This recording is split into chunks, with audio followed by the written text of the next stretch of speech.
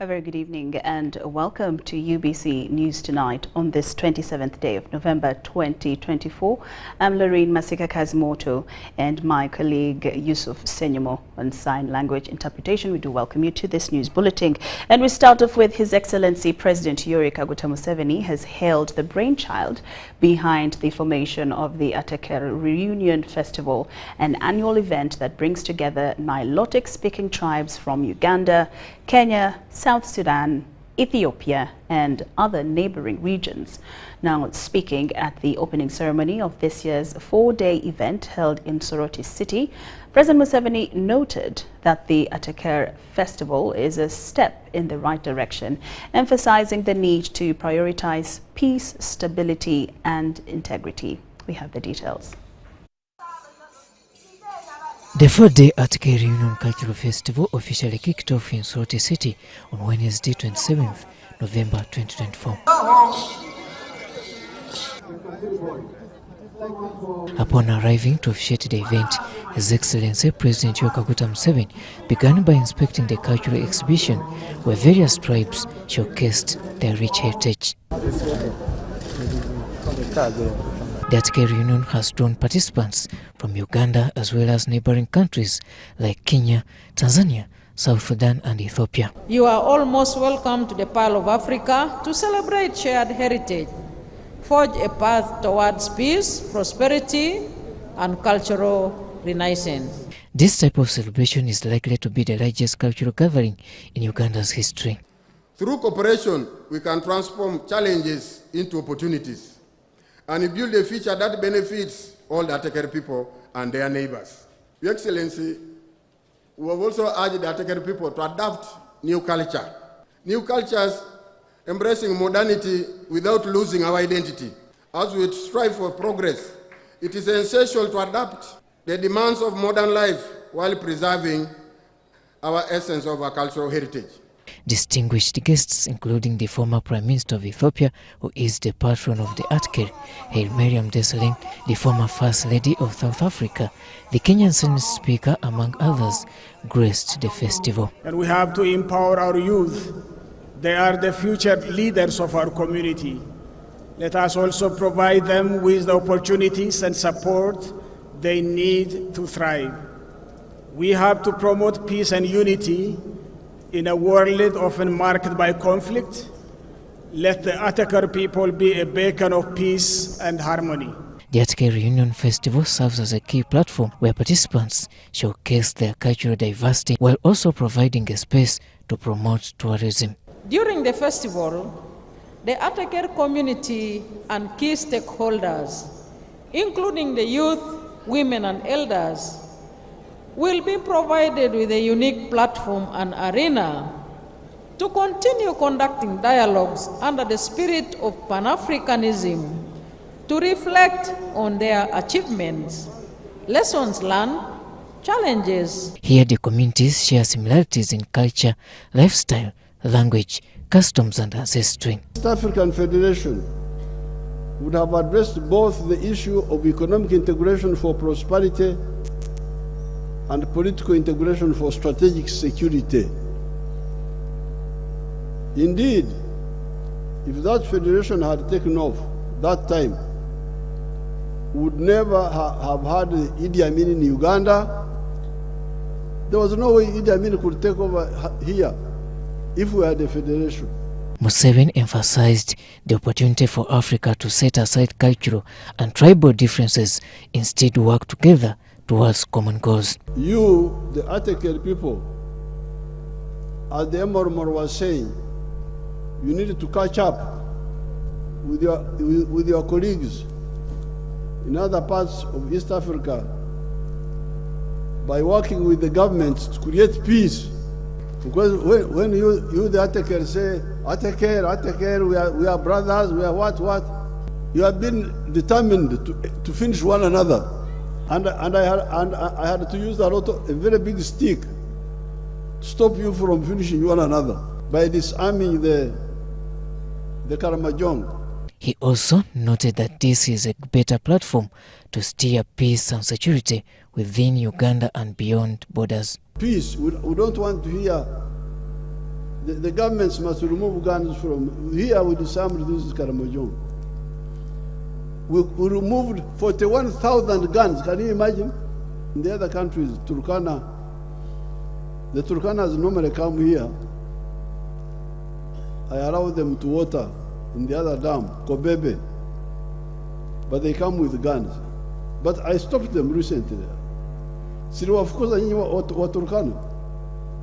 Niliwafukuza. Kwenda huko, kwenda.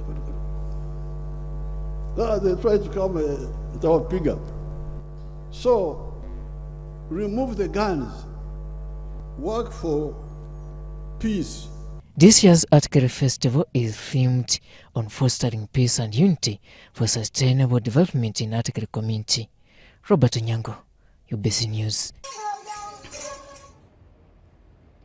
Now, leaders of TESO and beyond have welcomed cultural inclusion as an avenue for promoting unity among the Ateker community across the world. They say this is the only route through which development will be fully achieved among the Iteso. This they sounded at the Soroti Sports Ground, where the Ateker community came together from across various parts of the world to celebrate diversity. Everything here was about culture. From the dress code, cultural regalia, walking style, as well as cultural performances.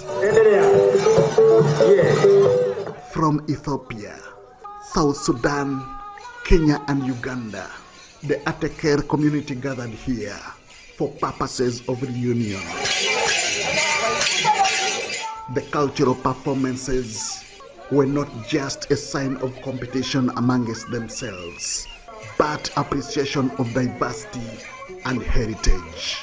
Leaders who joined in the performances were overwhelmed. So for us here, I came all the way from Arusha because this is our Ateker Day. As the host MP of the city, I am very excited to host the Ateker, and this is the first of its kind. I want to thank the Ateker and I welcome everyone to Soroti City.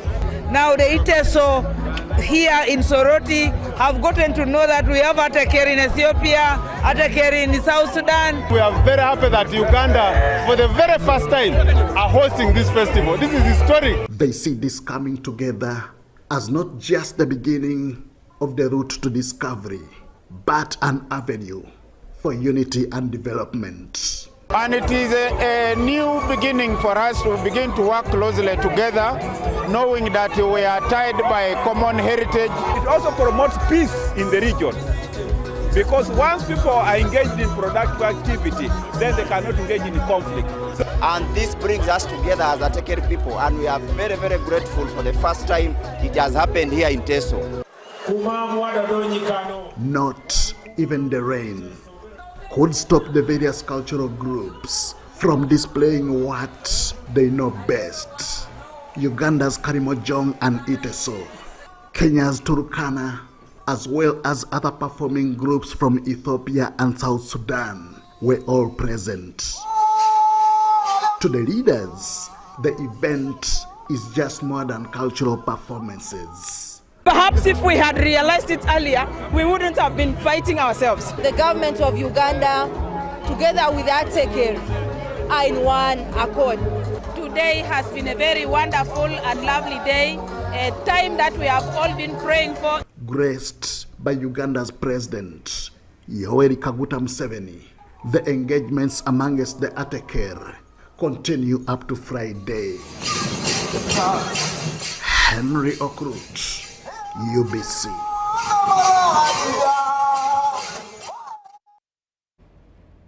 The Prime Minister of Uganda, Robina Nabanja, has directed all local council leaders to identify Ugandans suffering from TB and leprosy to start receiving PDM funds. The Prime Minister says these vulnerable Ugandans spend a lot of their household income on TB-related care, which erodes their economic gains. Nabanja was today opening the 7th annual TB and Leprosy Conference in Kampala. 18-year-old Harrison Mukasa, a senior 2 student, a resident of Bweyogerere, is a TB survivor. I coughed for over 6 months, but having night sweats, body weaknesses, and I was not getting fine however much I went to pharmacies to get different medications. Harrison says as a student, he was bullied at school when fellow students discovered that he was taking TB tablets. Everyone thought I'm taking medications for HIV and everyone started to stay away from me. I was isolated. But after 6 months of treatment, Harrison has shown signs of recovery from TB. I went back. Then she checked and she said, yes, you are fine now. The Ministry of Health surveys conducted in 2022 indicates that 96,000 Ugandans are diagnosed with TB every year. Experts from the Ministry of Health have revealed that 27 people die of TB in Uganda daily. Suppose a minibus carrying 27 people was clashing every day, it will raise a serious red alarm. It is very embarrassing, extremely embarrassing. And the sooner we all get annoyed, the better. So these are serious diseases that we must really fight. The World Health Organization estimates that 10.8 million people are diagnosed with TB, and out of these, 1.2 million die of TB. And I dreamed myself being carried in a coffin with TB from people from South Africa instead of dying from TB from Ugandans. And when I came to Mbara Hospital, right when I was Prime Minister and the Minister of Health, I was posted the TB ward as a physician. The Premier, who is also the Kakumiro Woman Member of Parliament, he says the NRM government is determined to end TB and leprosy by 2030. And my office is ready to steer all of you stakeholders towards the realization of our country's international commitments.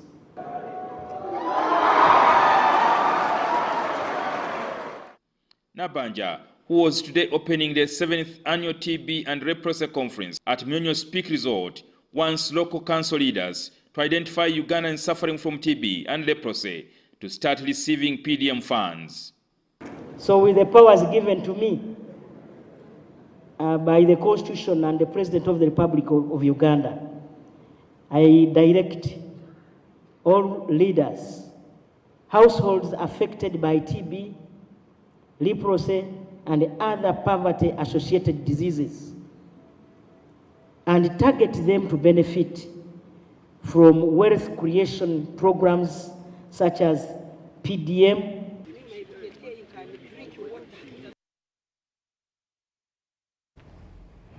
The central bank systems faced a major cyber attack recently, and over 60 billion Uganda shillings was allegedly stolen electronically. This alarming breach has sparked widespread concerns about the security of the financial system, raising critical questions about the resilience of both the central bank and the commercial bank's cybersecurity measures. UBC business reporter Dennis Sigoa had a chat with Dr. William Ahamya, a cybersecurity specialist, to unpack the incident. When you see the case of Uganda, Bank of Uganda, it was through Pegasus. Pegasus is a platform they use for banking to mobile wallet. So the hackers got an interest and got thousands of SIM cards. Through the thousands of SIM cards, used them to hack into the platform of Pegasus, hence getting to BOU. If they had not been reckless, they would never be found because they were using a black box hack. By black box, it literally means they were using you master the train and the trail of how things are done, who puts on most money, in what period is the money there, and you just follow that. Speaking of that, if you follow the trail of the money, you get to know which money you can hack. Okay. So literally, how these people get the advantage is through the embedded systems. The embedded systems, these are the small gadgets that are interconnected to internet. Yes. And they cost at around 3.3 trillion. That's in the circulation now. The exact number so you mean the gadgets that are in circulation? The gadgets, let me mention them. You see each and every gadget here has an embedded system. Oh, yeah. You start from a smartwatch that can connect to the internet, you go to a smartphone, you go to a smart tablet, Yes. you go to a smart TV, you go to a smart padlock. Everything is being smart. Hence, communicating to internet, and through that, they can get everything to you. It has happened, we'll say so.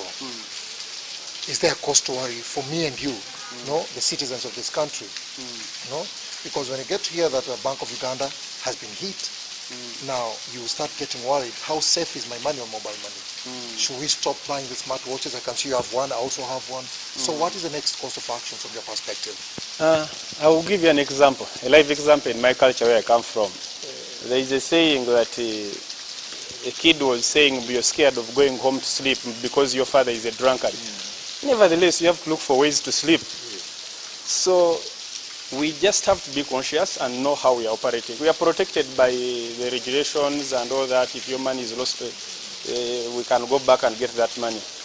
But nevertheless, you cannot tell me that now you start carrying sacks of money. No. That's why I'm saying we have to advance our technology to make sure that we are on the technology, but we are safeguarded as well. Yes, we use technology, but we are safeguarded. How will we do that?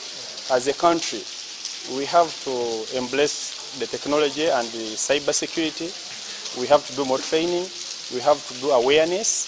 You have to think more than the other person, the bad person.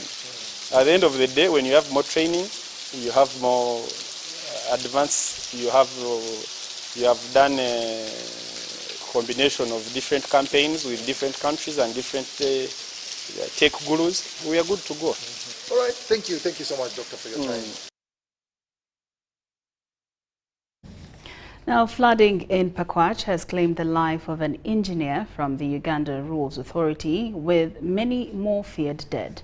The heavy rains, which began last night in northern Uganda and Bunyoro, caused the River Nile to overflow, leading to the Tangi River bursting its banks in Pakwach. A drone taxi carrying passengers and luggage between Arua and Lira became stranded in the flood waters, prompting a rescue operation by the Uganda People's Defence Force. However, some of the boats involved in the rescue mission capsized during the operation. Now, UBC TV spoke to the Deputy Resident District Commissioner of Pakwach, Twai Bachile, who confirmed the tragic incident. Yes, the water level had been busted off, and a taxi belonging to elite groups, this based in Arua and moves to Lira, is trapped inside. At around 11, we had deployed 2 rescue boats because of the waves of the currents of the water. These boats were overpowered. For now, the 2 boats capsized. But we were able to rescue the people on board. But in one of the UNRWA, we've lost 1 engineer.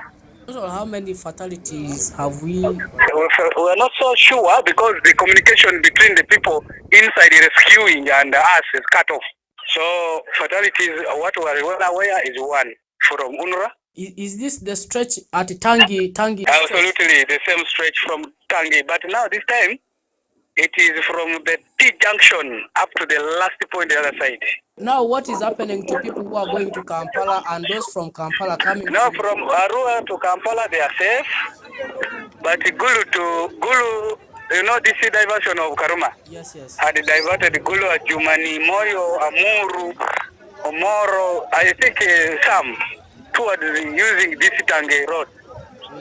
All these are stuck from the other side. Then these ones from Kampala to Gulu are also stuck.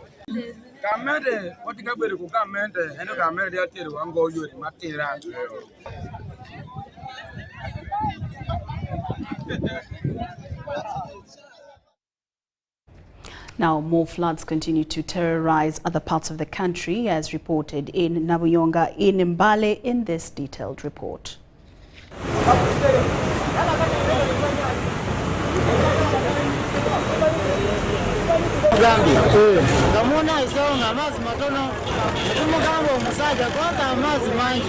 toyitawo geeyongedde omusajja n'awaganyala omusajja asitudde akasoma munda omusajja agenza okutwala emmotoka ng'amazzi gamusinziza amaanyi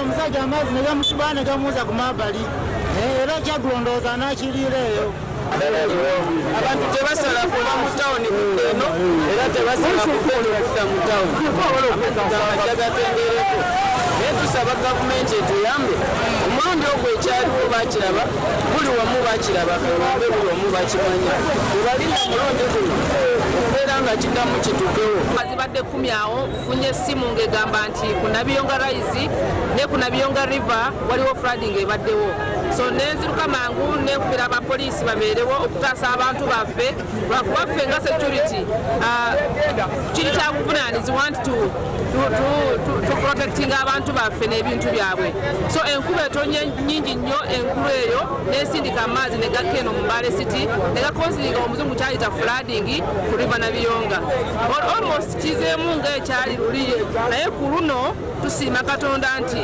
tewali omuntu afiiridde mu disaster eno njagala kutwala okusiima abasirikale baffe nti babadde ku ground immediately n'abantu abawansi abatuwadde amawulire ne basobola okugondera amateeka ne babeera ku sayidi eri abamu ne basigala eno naye wabaddewo drive omu.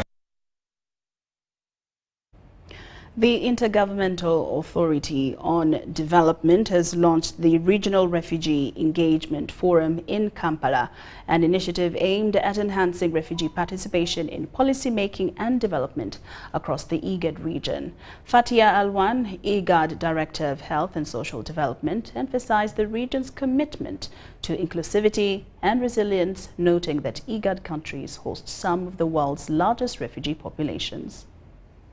The Intergovernmental Authority on Development Director of Health and Social Development highlighted the forum as a platform where refugee voices can influence policy, reflecting IGAD's commitment to the Global Compact on Refugees and the Nairobi Declaration. As we launch this forum today, let us remember that this is not just an event, but it also is the beginning of a journey toward a future where also the refugee voice are not just heard, but also are central to the decisions that will shape their lives.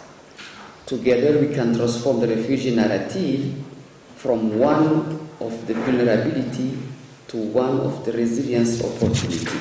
UNHCR representative Matthew Crenstill praised the forum's role in fostering collective action. He stressed the importance of refugees as agents of change and called for durable solutions such as integration into national systems.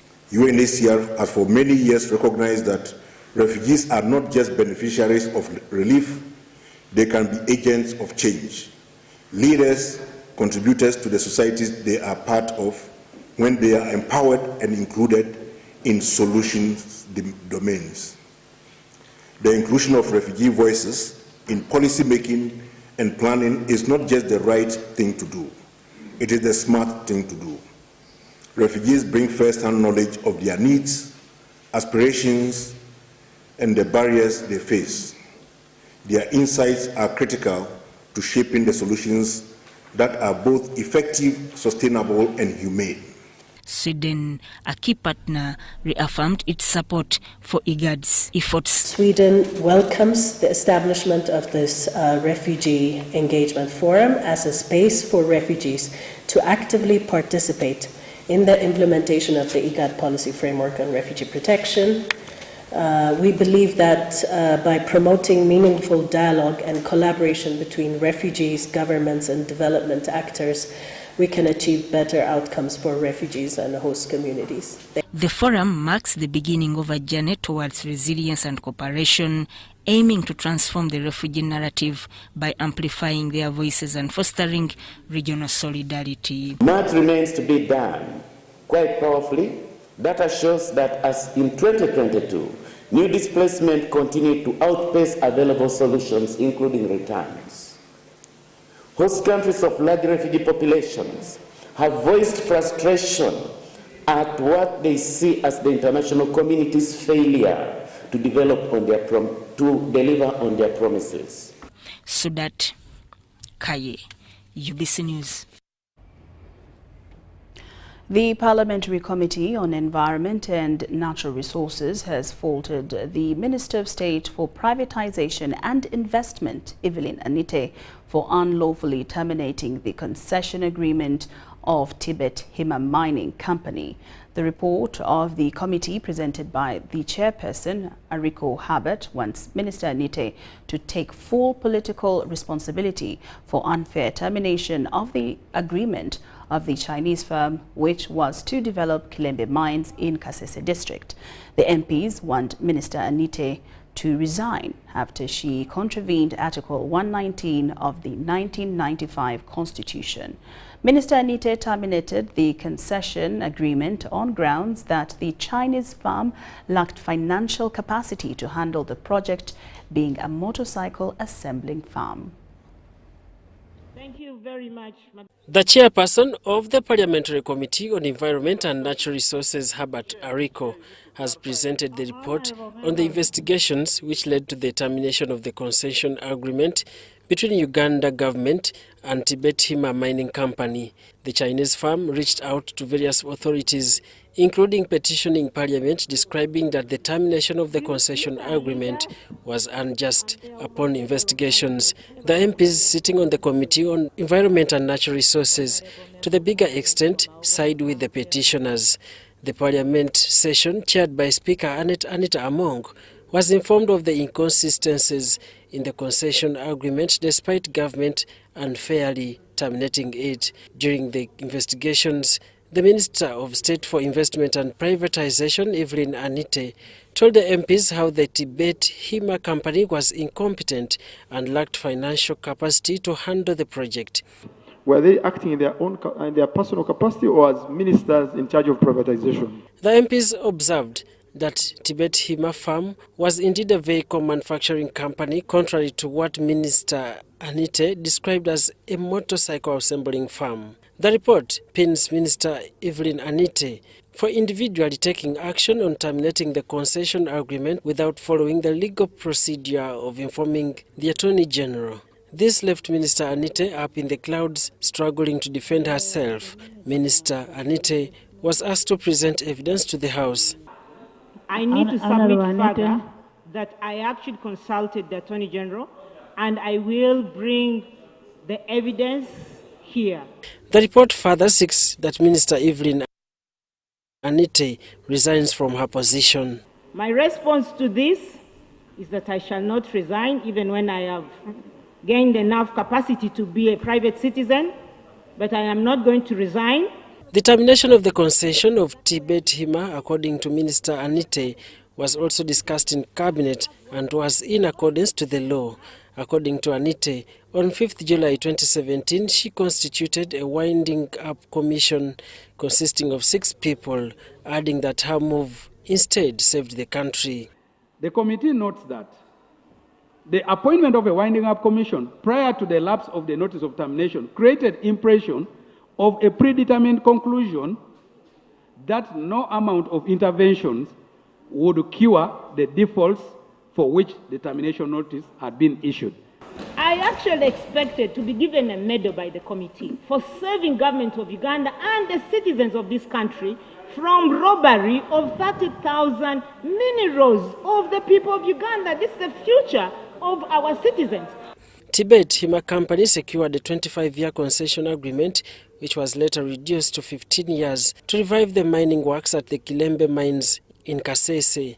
Since then, infrastructures and more equipment installed by the concessionaire remain rotting as the government in 2017 terminated the contract. Daniel Mugoya, Gloria Gutabinji, UBC News. Well, UBC News Tonight takes a very short break, but we return with more stories after these messages.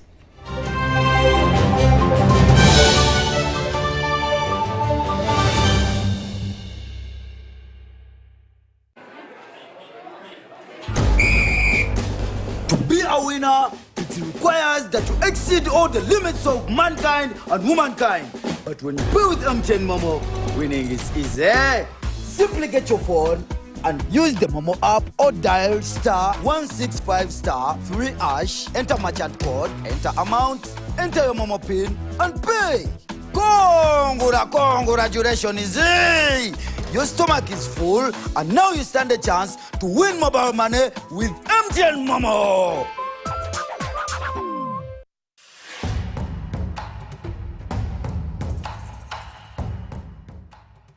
Amazina ganje Inyetekwa Seruhanga John Bosco ninduga mu district ya Rukungiri byo muhanguzi wa miliyoni 18 na Uganda National Rotary nzahangwire urwo mu kuzana *278# ngafuna message erikweka mu byo muhanguzi nashemererwa konka nabaza kugira ngo ne bya bafere sente ziriyo zona bakaziteka ko nazihangwira. Ugandan National Lottery. Dream, play, win. Participants must be 18 years or older. Play responsibly. The Uganda National Lottery is operated by Tibet Uganda and regulated by the National Lotteries and Gaming Regulatory Board.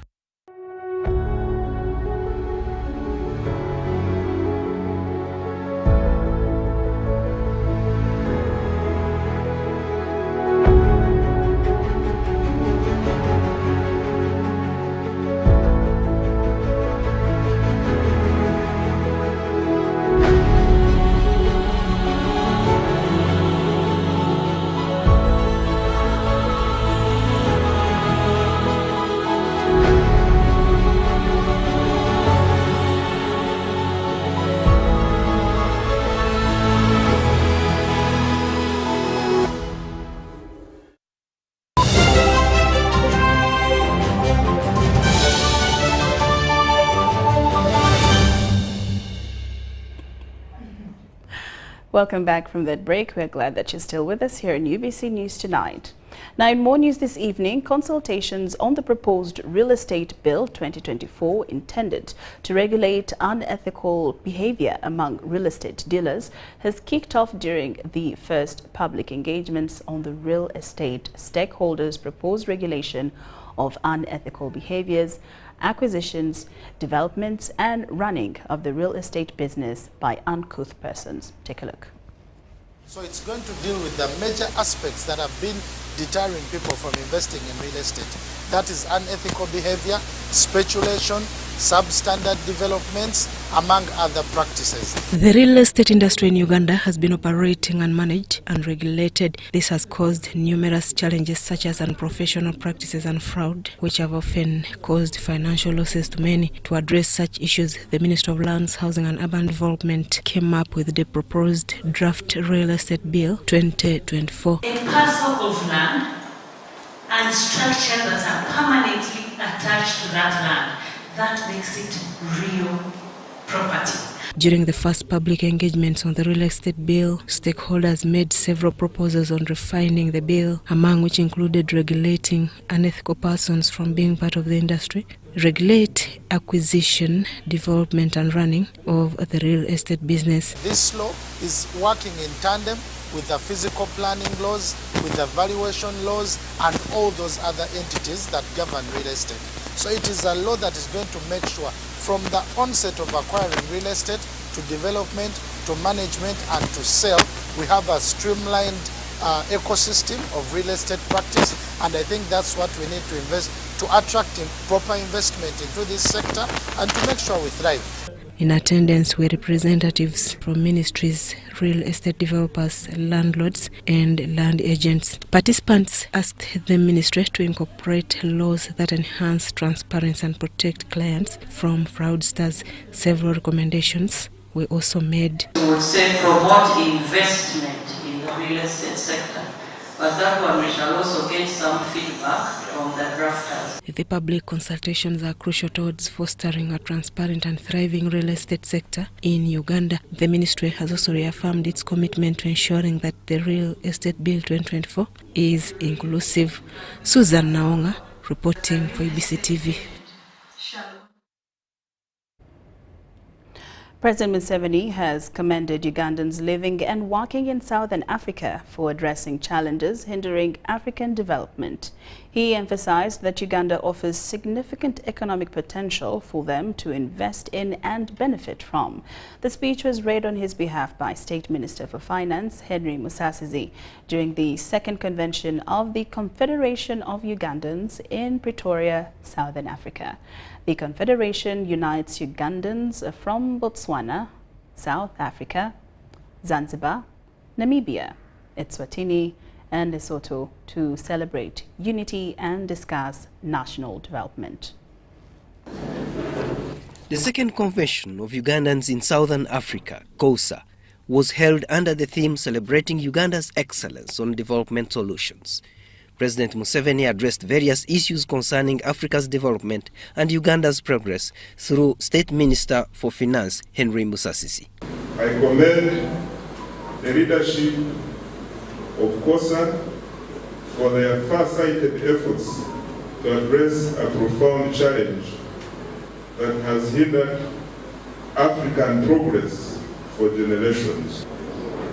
I'm glad to see that our youth, including those gathered here, are upholding the mantle of unity and Pan-Africanism, enhancing our collective identity and purpose. The chairman of the Confederation and COSA President, Moses Chibombo, called upon government for support in enhancing their contributions to Uganda's national development. He emphasized that the repatriation of skills, particularly from skilled professionals like doctors, engineers and investors, would significantly benefit Uganda. We have business people, and all of them on a bigger scale. We have professors in this room, and if Uganda or the government can support this COSA initiative, we can bring more skills back to Uganda. Uganda's High Commissioner to South Africa, Paul Amoro, assured the conference that President Museveni supports their efforts and invited them to contribute to Uganda's development. Our duty to mobilize our community with support from the headquarters. We are forging an undeniable link between the Uganda diaspora and our homeland, enhancing trade, investment, and cultural exchange. Uganda's favorable climate and rich cultural resources position us as a prime destination. The Permanent Secretary in the Ministry of Foreign Affairs, Vincent Bajiri, pledged the ministry's support to the diaspora in contributing to Uganda's socio-economic development. Vision whose objective is to transform Uganda from a peasant society to a modern and prosperous country by 2040 seeks to address the number of bottlenecks to Uganda's economic, socio-economic. The presidential advisor on trade and COSA board chairman, Philip Kakuru, urged the Ugandan business community in Southern Africa to invest in Uganda's treasury bills. My office is mandated with organizing the Ugandan diaspora into formations of specific business units. Abiona Francisco. Speakers of various councils and a local government have petitioned Parliament Speaker Anita Annette among seeking improved service delivery and better compensation. Led by Tashobia Boni, the Speaker of Mbarara City Council, the local government speakers are advocating for a salary increase from 600,000 Uganda shillings to a more deserving pay.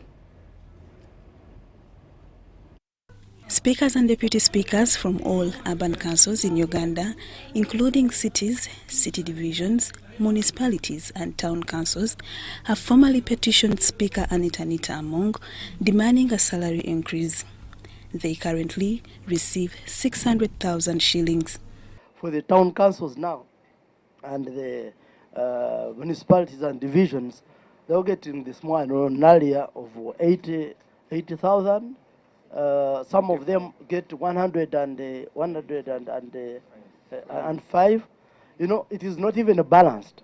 The urban council speakers are also calling for the recognition of their roles as full-time positions, along with the provision of transport means to ease their duties. Additionally, they are requesting improvements to the offices of urban council speakers. If they can give a PISO, who is on the area, who is in the ward, What about the speaker who was at the division and the town council? We said, upon receiving the petition, Speaker Anita Among assured the urban council speakers that their concerns would be addressed through engagement with the Ministry of Local Government. All the issues governing the issues of the speakers, the councillors are under the Local Government Act, and then the regulations. I am going to make a follow-up with the Minister of Local Government, and since this is a budgeting time, this should be the time that we should be able to raise some of these things. Regarding the salary increment issue, Speaker Among advised the urban council speakers to make use of the budget period and pursue their demands at the district level. If the district asks you, how did you put this in our budget, what shall we say? So it's now upon you to go back before you pass the budget and say, this must be included. In the same meeting, Speaker Anita Among announced her bid to run for the position of Vice Chairperson of the National Resistance Movement, female, a position currently held by the former Speaker of Parliament, Rebecca Kadaga. I am going to stand for National Vice Chairperson, female. wow, we are pledging total support. National Vice Chairperson, female, is the one I'm standing for, not Eastern. I am for the whole country, not for only Eastern region. Lydia Chomkama and Gloria Gwitabinji, Parliament. During the 6th General Assembly of the Eastern African Parliamentary Alliance on Food Security and Nutrition being held at Speak Resort Munyonyo, parliamentarians called for mechanisms to diversify food production and prioritize the distribution of food from surplus to deficit regions. They believe that such measures can transform food systems and effectively address food insecurity. So when we talk about... Members of the Uganda Parliamentary Alliance for Food Security and Nutrition gathered for a capacity development training organized by the Food and Agriculture Organization. This is an event that is organized on a yearly basis, where members of the Alliance come together to discuss, but also to share experience on better ways to address food and nutrition security in East Africa. They emphasized the need for countries to diversify food sources instead of relying on a single crop, which increases vulnerability to crises like drought. The neglect of nutritious indigenous foods and the need to prioritize them has been highlighted. So what we are looking for is what we call food diversification. As long as a food item is healthy, as long as it's nutritious, it has all the required nutritional balances, then we should not rely on one food. As we look at the African continent at large, we have more than 1 billion people that do not have access to healthy and nutritious food. In our region, East Africa, we have more than 30 million people that is going to bed without sufficient food. There are very important indigenous foods that has been forgotten in the past, but which are very, very, very nutritious.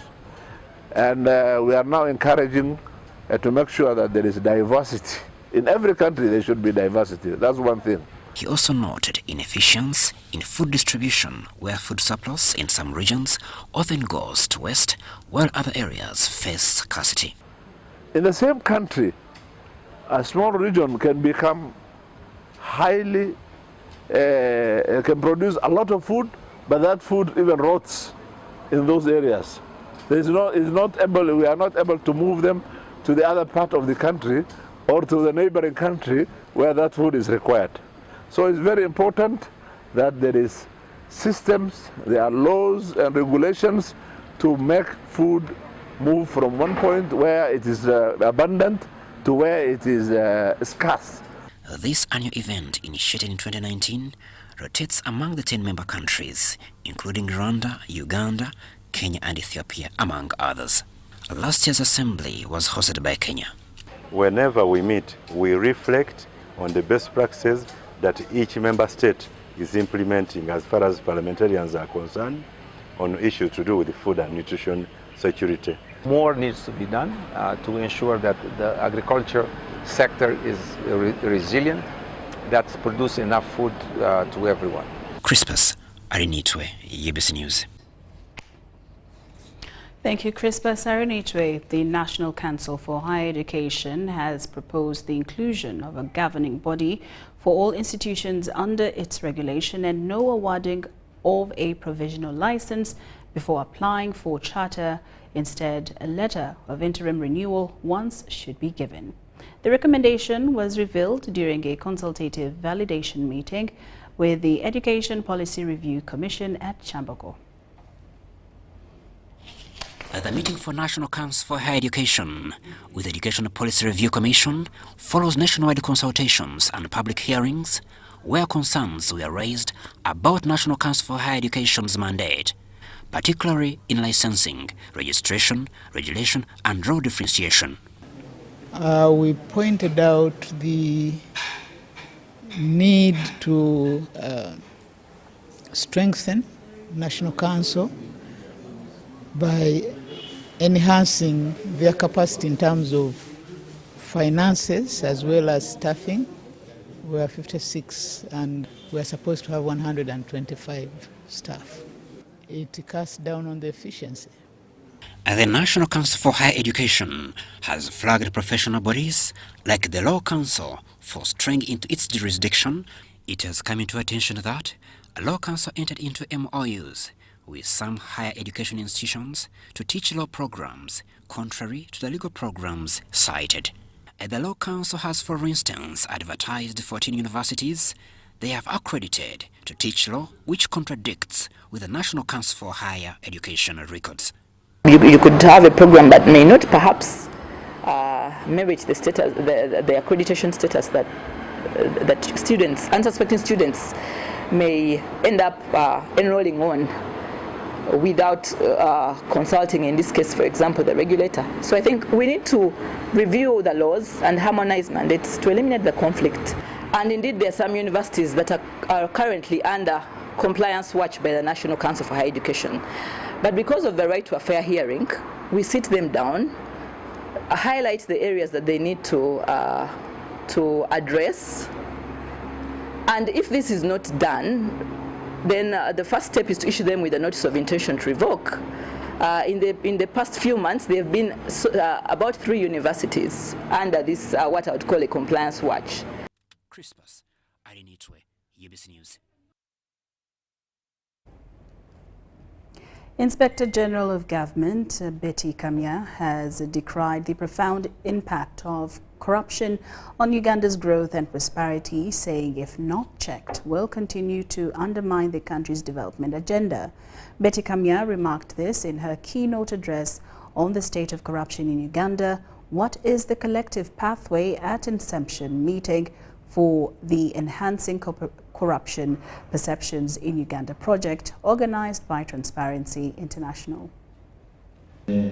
Inspector General of Government Betty Kamya highlighted that corruption is not just an abstract concept, but a tangible enemy that can be recognized by its consequences. Corruption is forcing our young people to flee this country, to look for opportunities abroad, including highly educated ones. Because of corruption, they are competing with Nasarod graduates. They are PhD earners from Nasarod University. There are people with masters from Nasarod University. You come with your first degree from Makerere University, you are competing with a degree from Nasarod, and he defeats you, and you have no choice but to flee this country and go to the Middle East to look for menial jobs. She stressed that for a nation to effectively fight corruption, it must first understand what it is, how it works, and the damage it causes. Last financial year, 2023/24, the total domestic revenue of Uganda, all of us waking up in the morning to go and sweat and work and feed our families and do all the things that we do and pay taxes, all of us together, we collected 25.8 trillion shillings. as Uganda domestic revenue. Now, out of that, it is possible that 10 trillion was lost to corruption. 10 trillion. She pointed out that corruption often arises when laws are deliberately sidestepped, creating gaps in governance that become breeding grounds for corrupt practices. So we need a total mindset shift. We need to understand that corruption is personal. It is not government money. It is the reason my person died. It is the reason my loved one died. It is the reason I'm sitting at home without a job. It's the reason my children are going to school. It's the reason corruption. We must personalize it. Proactive measures to uphold the rule of law and prevent corrupt activities before they take root was emphasized. And we are saying that as TIU, for the longest time we have always been launching the CPI. And today, effective today, we are saying RTI is standing with us to see to it that the recommendations this time are implemented. Defeating corruption must be a collective effort driven by a shared sense of duty and national responsibility. Sudat Kaye and Dokas Kimono, UBC News. The Ministry of ICT and National Guidance has revealed that over 62% of government services are now digitalized in the move to bring social economic development up to speed with the evolving technology. Now, the State Minister for ICT National Guidance, Baluku Kabyanga, revealed to reviving internet in public hotspots and service centers and expanding internet infrastructure, as well as reviving the positive path for navigating through artificial intelligence. However, the ministry cited challenges of budget cuts, while journalists are still battling with underpayment. We are taking them over, and we are going to put more because we are now expanding the internet network, what we are calling the last mile, both building the internet highway and also distribution. So I strongly believe in the next 6 months there will be some change, because we want at least people should be able to access internet at low peak hours. Like after 5, after 6, they peak free internet. But during peak hours, obviously we have to limit because the business sector is busy. What Cabinet has done, they have mandated the Ministry of ICT to take leadership to come up with an artificial intelligence policy for government and for this country. The Ministry of ICT is currently has just started on the assignment. By the end of the financial year, we shall be able to communicate how far we have gone into defining an AI or artificial intelligence policy that will talk to different sectors: AI in health, AI in education, AI in agriculture, AI in tourism, and all this, because AI can do so many things. The issue of pay to the media personnel cuts across. As government, I think we call upon the ministry, the government, to seriously think about the fourth estate. It has been ignored. We are only looking at the 3 arms of government and have forgotten that the fourth estate is critical to each and everything when we talk about development, when we talk about disseminating the right information. So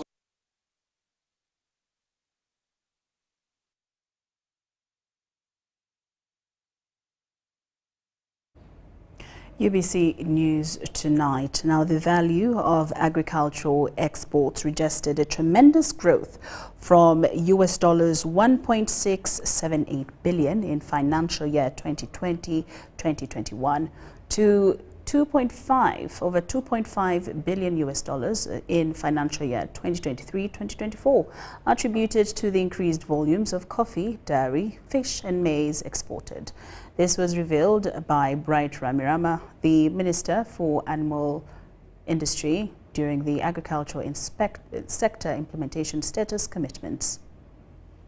Government, through the Ministry of Agriculture, Animal Industry and Fisheries, has supported local agriculture farmers to maximize production and compete globally. The ministry has also ensured new establishment and expanding of the existing agro-industries for agro-processing and value addition. Government has supported 340 farmer groups to establish storage facilities across the country. The storage facilities have created additional storage capacity of 82,225 metric tons. This has resulted into increasing post-harvest losses from 16.4% in financial year 23-24 compared to 37% in financial year 2017-18. Government distributed and installed 256 value addition equipment for farmer groups across the country. This is in a bid to support farmers and add value to their produce, earning better prices and access to the market. However, the ministry has encountered some challenges, such as mindset change, regional wars, among others. The challenge is mindset change of our communities, which we are working on. I've been at pain to see young men going to do dirty jobs outside. And yet we have very productive land. Here there are crops you can grow and which are not labor intensive and still earn money. The ministry calls upon the public to stop pushing the opportunity to international investors, but locally invest in the agriculture sector. Winnie Ainembabazi Katire and Dan Rugemwa for UBC.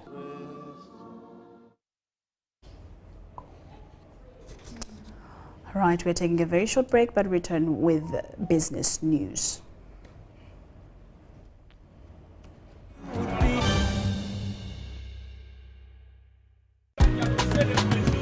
You used to tell me that I don't make you happy. All that time you would be complaining.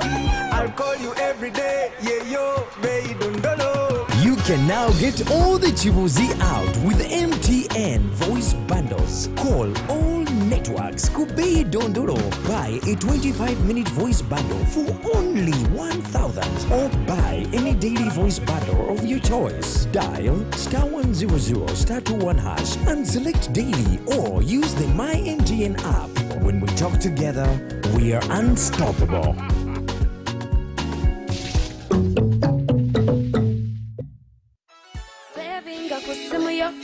In the heart of Uganda, a financial revolution is happening. We were once left out, saving the old-fashioned way, with an unexpected saving spot, keeping it too close for comfort. But now, we found a better way to save and manage money. Download the Wendy app from Google Play or App Store or dial *229#. With Wendy, your money is safe and you can earn interest daily. Visit your Google Play or App Store or dial *229# to register. Wendy, Wanawoli.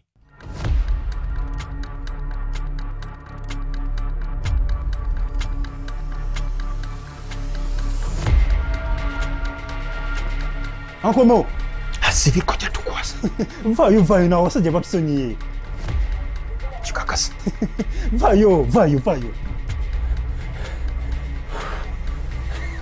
Government has done it. Uganda Revenue Authority has taken you off the burden of paying interests and penalties. All you have to do is to pay your outstanding principal tax to benefit from the waiver of interests and penalties that runs till the end of December 2024. Call us on our toll-free line or email services@ura.go.ug. Uganda Revenue Authority, developing Uganda together. There is myths that so many of you live by. If your eye is twitching, it means you're going to see someone you like. If it shines and rains at the same time, it means a leopard is giving birth. If your hand is itching, it means you're going to get money. If you see an owl, it means somebody's gonna die. If you hear of a disease outbreak, just know it is in a village district at the border next to some suspicious country. You will want to scratch that last myth because Mpox is in 19 districts and Kampala is among with dozens of cases. Please stop going around checking anyone's hand. Mpox kills. Protect your loved ones.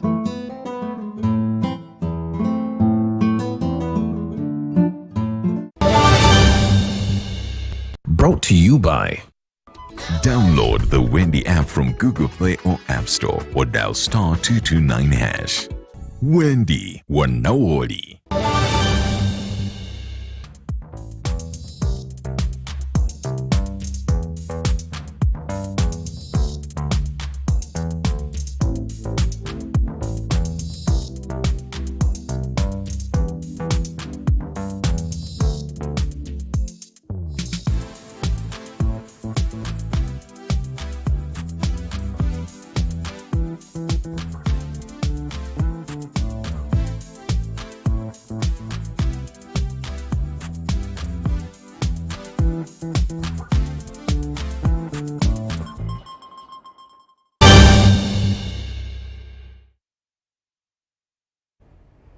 Welcome back from that break, and now into the business scene. The Republic of South Korea has reaffirmed its commitment to supporting Uganda through various development projects designed to foster mindset transformation and bring about positive change in communities across the country.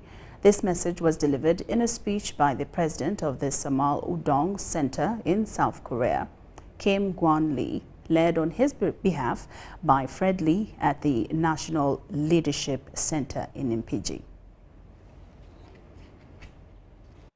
Over 50 years ago, South Korea was ranked as the second poorest country in the world.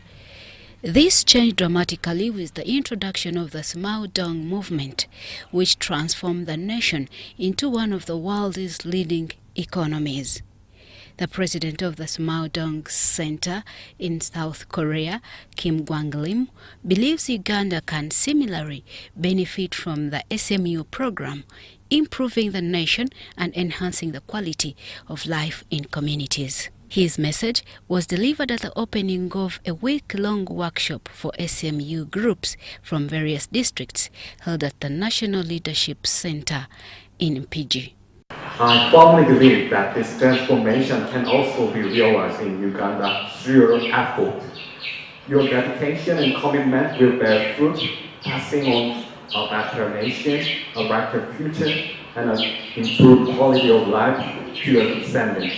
Over 60 participants from various districts attended the training, which emphasized the importance of mindset change in fostering village, community, and national development. John Bosco Okwaja, principal of the National Leadership Center, officiated the opening. He urged participants to apply the skills gained to support government initiatives like the parish development model and train farmers to embrace value-added crops with high market demand and quick maturity for sustainable progress. Implement what you have learned today. Did you also think that you'll be indoors and you'll be seen? And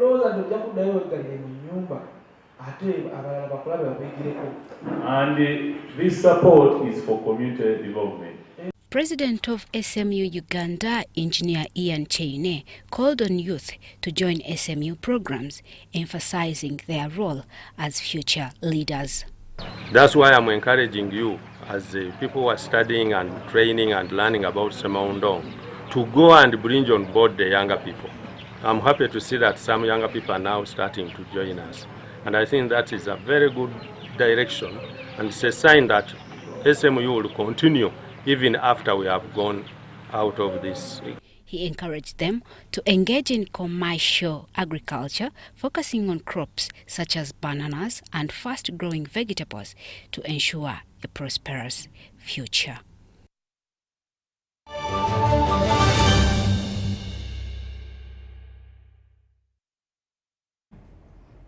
And now into sports. 2 days of the Sharing Olympism Forum have ended with participants grateful to organizers for the deliberations that will go a long way to promote Olympism and also improve their lives.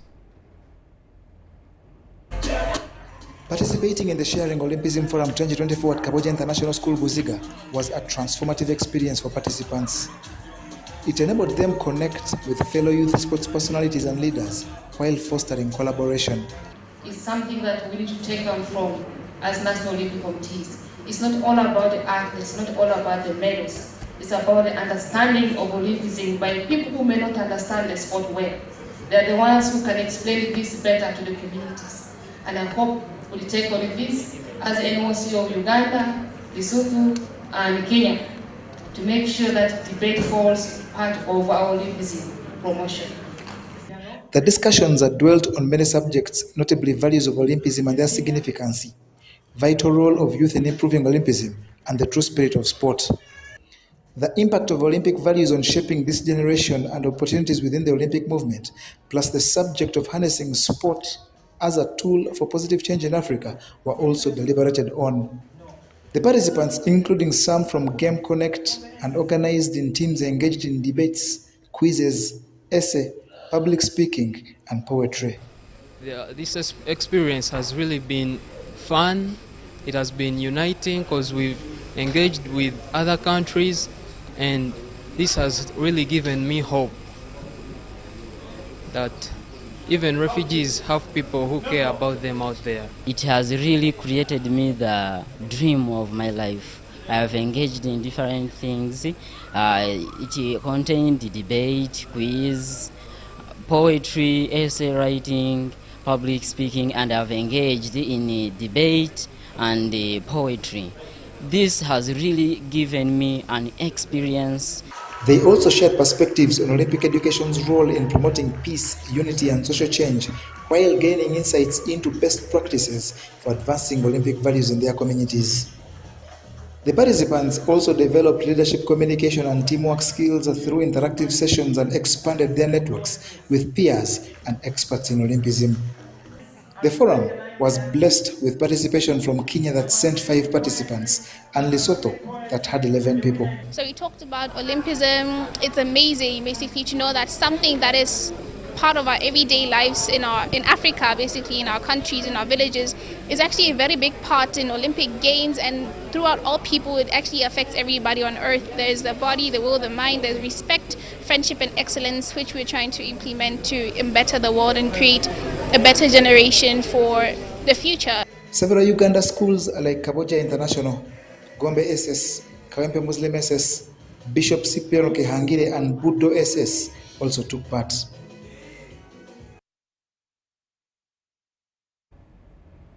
And with that story, UBC News Tonight has come to an end. Thank you so much for your company. I'm Lorraine Masika Kazimoto and my colleague Yusuf Senyomo.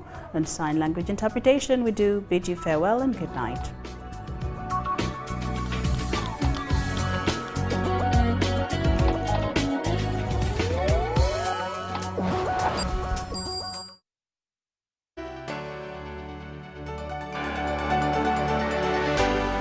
UBC, inspiring Uganda.